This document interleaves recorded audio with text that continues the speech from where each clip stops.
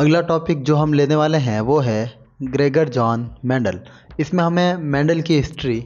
देखिए, मेंडल का जो जन्म है वो ऑस्ट्रिया के ब्रून शहर में हुआ था, लेकिन ये सब हमारे काम का नहीं होता है। तो मेंडल की जो जन्म कुंडली है वो हमें नहीं जाननी, हमें इतना जानना है कि सवाल हमसे ये पूछेंगे कि मेंडल ने मटर प्लांट पर कार्य कब किया था। तो उसका आंसर है 1856 टू 1863, 1856 से 1863। और मेंडल वो पेशे से एक पादरी थे, यानी कि फादर चर्च के, और वो गणितज्ञ, मैथमेटिशियन और पादप विज्ञान यानी कि बॉटनिस्ट भी थे। फिर एक सवाल और पूछते हैं कि मेंडल ने मटर के कितने लक्षणों का अध्ययन किया। तो मेंडल ने मटर के 7 जोड़ी लक्षण लिए थे, जो कि आपको स्क्रीन पे दिख रहे होंगे। और वो जो लक्षण थे वो प्रभावी और अप्रभावी दोनों कंडीशंस में होते थे।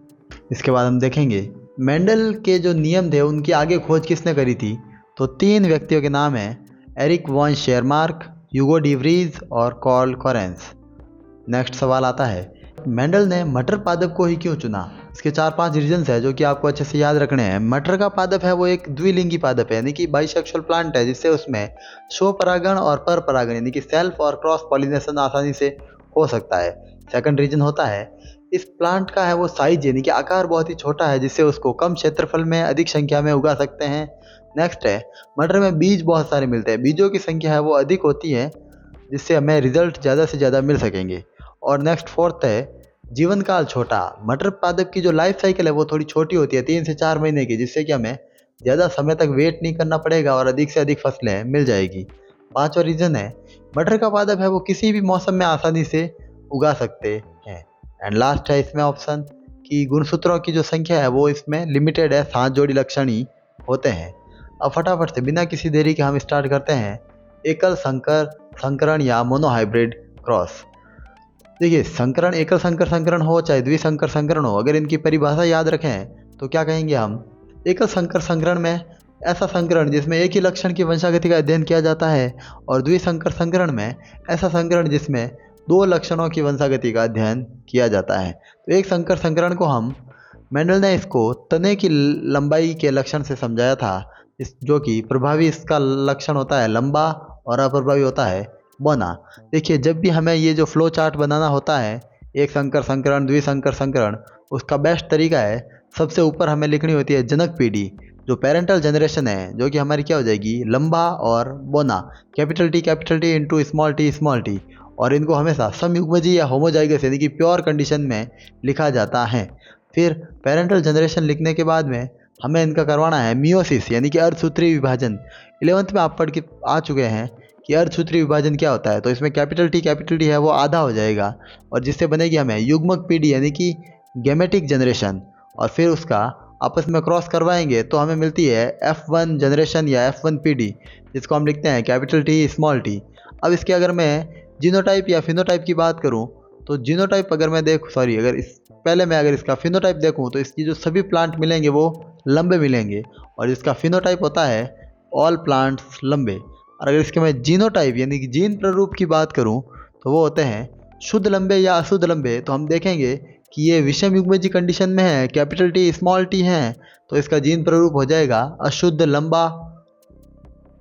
फिर F1 जनरेशन के बाद में हमें इसकी करवानी पड़ती है सेल्फिंग या स्वपरागण। स्वपरागण करवाना भी बहुत ही ईजी है, कैपिटल टी स्मॉल टी को आपस में इसी से गुणा करवा दो, तो जिससे हमें मिलेगी F2PD। और जिसका एक सवाल ये भी पूछते हैं कि इसमें जो F2PD जो बनती है, इस बॉक्स को क्या नाम दिया जाता है। इस बॉक्स को बोलते हैं पुनेट चेकरबोर्ड या पुनेट स्क्वायर बोर्ड या पुनेट वर्ग। और इस F2 जनरेशन का लक्षण प्ररूप और जीन प्ररूप यानी कि जीनोटाइप और फिनोटाइप बहुत ही इंपॉर्टेंट है। तो इसका फिनोटाइप या लक्षण प्ररूप होता है 3:1, यानी कि 3 पौधे होंगे लंबे और 1 पौधा होगा बौना। लेकिन अगर मैं इसके जीनोटाइप या जीन प्ररूप की बात करूं तो देखिए, 1 पौधा है शुद्ध लंबा, 2 पौधे हैं अशुद्ध लंबे और 1 पौधा है शुद्ध बौना। तो 1:2:1। नेक्स्ट, इसका भी अगर हम चाहें तो टेस्ट क्रॉस भी करवा सकते हैं। तो कुछ नहीं है, इसकी जो F1 जनरेशन है उसका क्रॉस किसके साथ करवाना है, इसके अप्रभावी जनक यानी कि रिसेसिव पेरेंट के साथ में करवाएंगे। जीनोटाइप और फिनोटाइप इसके भी पूछ सकते हैं कभी एग्जाम में, तो इसका होता है 1:1 यानी कि 1:1। नेक्स्ट है वेरी इंपॉर्टेंट टॉपिक, मेंडल के वंशागति के नियम। तो मेंडल ने जो नियम दिए थे, तो पहला नियम है प्रभाविता का नियम यानी कि लॉ ऑफ डोमिनेंस। ये नियम क्या कहता है कि यह नियम पहले तो F1 जनरेशन पर आधारित है, F1 पीढ़ी पर आधारित है, और इस नियम के अनुसार प्रभावी कारक यानी कि जो प्रभावी लक्षण होगा वो स्वयं को हर जगह अभिव्यक्त करेगा, रिप्रेजेंट करेगा और अपना लक्षण रूप प्रकट करेगा। नेक्स्ट है अपना पृथक्करण का नियम यानी कि लॉ ऑफ सेग्रीगेशन, और इसे बोलते हैं युग्मक शुद्धता का नियम यानी कि law of purity of gametes. यह नियम है वो F2 जनरेशन यानी कि F2 पीढ़ी पर आधारित है, और इस नियमानुसार जब युग्मक निर्माण के समय जब भी जो युग्मक बनेंगे तो दोनों एलील एक दूसरे से पृथक हो जाते हैं और अपना अपना अलग अलग लक्षण प्रारूप प्रकट करते हैं। अब आते हैं अपवाद यानी कि exceptions of Mendel's law. Mendel के नियमों के दो अपवाद थे, अपूर्ण प्रभाविता और सप्रभाविता, जो कि बहुत ही इंपॉर्टेंट टॉपिक है। इनकम्प्लीट डोमिनेंस और कंप्लीट डोमिनेंस। बात करते हैं अपूर्ण प्रभाविता, वेरी इंपॉर्टेंट टॉपिक है ये। पहले तो इसकी खोज किसने करी थी, तो इसकी खोज करी थी कार्ल कोरेंस ने, और यह नियम कहता है अपूर्ण प्रभाविता कहता है कि दोनों ही प्रकार के यानी कि प्रभावी और अप्रभावी एलील स्वयं को अभिव्यक्त करते हैं और अपना लक्षण रूप मिश्रित अवस्था में प्रकट करते हैं। हाँ, अपूर्ण प्रभाविता में क्या बात आ जाएगी कि दोनों एलील मिक्स होकर एक मिश्रित अवस्था में अपना लक्षण रूप प्रकट करेंगे, और अपूर्ण प्रभाविता को मिश्रित वंशागति के नाम से भी जाना जाता है। अब हमारी जो NCERT की बुक है उसने दो एग्जाम्पल दिए हैं अपूर्ण प्रभाविता के, मिराबिलिस जेलापा और स्नैपड्रैगन। और मिराबिलिस जेलापा को 4 o'clock प्लांट यानी कि 4 बजे का प्लांट भी कहते हैं। इसमें देखिए हमने लाल जो फूल थे, लाल फूलों वाले पौधों का संकरण सफ़ेद यानी कि कैपिटल आर का क्रॉस हमने स्मॉल आर यानी कि सफ़ेद फूलों के साथ में करवाया।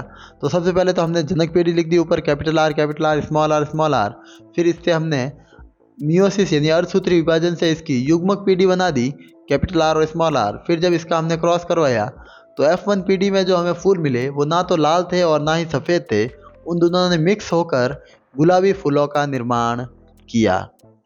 फिर इसके बाद करें अगर हम जीनोटाइप और फिनोटाइप की, तो वो जीनोटाइप और फिनोटाइप दोनों सेम रहेंगे, 1:2:1।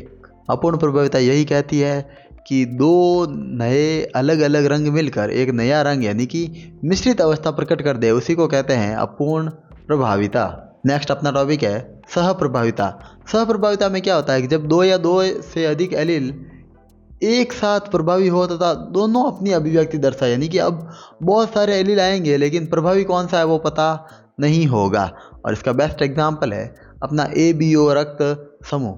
ABO रक्त समूह के बारे में अगर हम बात करें, जो ब्लड ग्रुप का निर्धारण है वो RBC पर उपस्थित होती है एक आई जीन, और आई जीन के होते हैं 3 allele, allele A, allele B और एलील I। इसमें एलील A और B होते हैं प्रभावी यानी डोमिनेंट, और एलील I होता है रिसेसिव। इसके लिए देखिए एक हम बहुत अच्छा चार्ट बना के लाए हैं जो कि आपको दिख रहा होगा कि कौन किसे ब्लड दे सकता है और कौन किससे ब्लड ले सकता है। अगर ये चीज़ आपको कभी समझ नहीं आई हो तो इसके लिए आपको ध्यान रखना है यूनिवर्सल डोनर और यूनिवर्सल रेसिपिएंट, यानी कि यूनिवर्सल डोनर यानी कि जो सबको ही दे सकता है वो होता है O ब्लड ग्रुप, और जो सबसे ले सकता है वो होता है AB ब्लड ग्रुप। तो अगर हमको ये दो चीज़ें याद रह जाती हैं तो हमारी ये पूरी टेबल है वो क्लियर हो जाएगी। तो A है वो A को दे सकेगा और किसे दे सकेगा, AB को, और B है वो भी B को दे सकेगा और AB को, और A है वो किससे ले सकेगा, A से खुद से और O से, क्योंकि O यूनिवर्सल डोनर है, B भी खुद से ले सकेगा और O से ले सकेगा। ये चीज़ अगर आपको क्लियर हुई हो तो आगे बढ़ते हैं हम। नेक्स्ट अपना टॉपिक है द्विसंकर संकरण यानी कि डाईहाइब्रिड क्रॉस।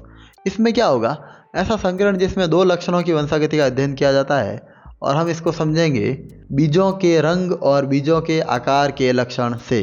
तो बीजों का अगर हम आकार देखें तो इसमें प्रभावी आकार होता है गोल बीज और अप्रभावी आकार हैं झुर्रीदार बीज। और बीज की अगर हम रंग की बात करें तो बीज का प्रभावी रंग है पीला और अप्रभावी रंग है हरा। तो हम क्या करेंगे, जनक पीढ़ी में गोल पीले बीजों का संकरण झुर्रीदार हरे बीजों के साथ में करवाएंगे। फिर सबसे पहले क्रॉस करवाने की एक ही मेथड है जो मैं आपको बता चुका हूँ पहले ही।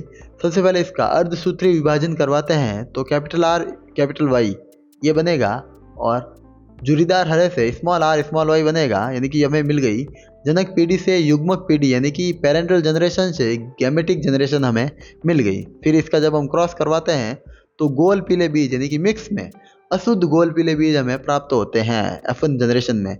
फिर इसका जब हम स्वपरागण यानी कि सेल्फिंग करवाते हैं तो इसको इसी से क्रॉस करवाएंगे तो हमें 4 टाइप्स के यानी कि 4 प्रकार के अलग अलग युग्मक मिल जाते हैं। तो देखिए capital R capital Y, small R capital Y, capital R small Y और स्मॉल आर स्मॉल वाई। तो इनका क्रॉस हम इन्हीं के साथ करवाएंगे तो हमें एक टेबल मिलेगी जिसको हम F2 जनरेशन के नाम से जानते हैं। इम्पोर्टेंट चीज़ है इसके फिनोटाइप और जीनोटाइप। इसका जो मैं लक्षण प्रारूप यानी फिनोटाइप की बात करूं वो होता है 9:3:3:3:1 यानी कि 9:3:3:1। और अगर मैं बात करूं इसके जीनोटाइप की 1:2:2:4:1:1:2:1 यानी कि 1:2:4:1:1:2:1। अगर ये आपको याद नहीं होता हो तो इसकी शॉर्ट ट्रिक होती है 12:24:12:12:1। तो हम इसको इस तरीके से भी याद कर सकते हैं। नेक्स्ट है मेंडल का तीसरा नियम। देखिए हमने मेंडल के 2 नियमों को वहाँ पढ़ा है और तीसरा नियम यहाँ पर आ रहा है क्योंकि तीसरा नियम है वो डाई हाइब्रिड क्रॉस की F2 जनरेशन पर आधारित है यानी कि द्विसंकर संकरण की F2 पीढ़ी पर आधारित है। और यह नियम अगर हम बात करें तो दूसरे नियम का ही विस्तृत रूप है, डिटेल्ड फॉर्म है। तो यह नियम क्या कहता है कि इस नियमानुसार समजात गुणसूत्र पर पाए जाने वाले एलील के 2 भिन्न जोड़े युग्मक निर्माण के समय स्वतंत्र रूप से पृथक हो जाते हैं तथा यादृच्छिक रूप से यानी कि रैंडमली पुनः संयोजित होकर अपना अपना लक्षण प्रारूप प्रकट करते हैं। यानी कि पहले जब वो पृथक होंगे लेकिन फिर यादृच्छिक यानी कि रैंडमली खुद ही जुड़ जाएंगे और अपना अपना लक्षण प्रारूप प्रकट करते हैं।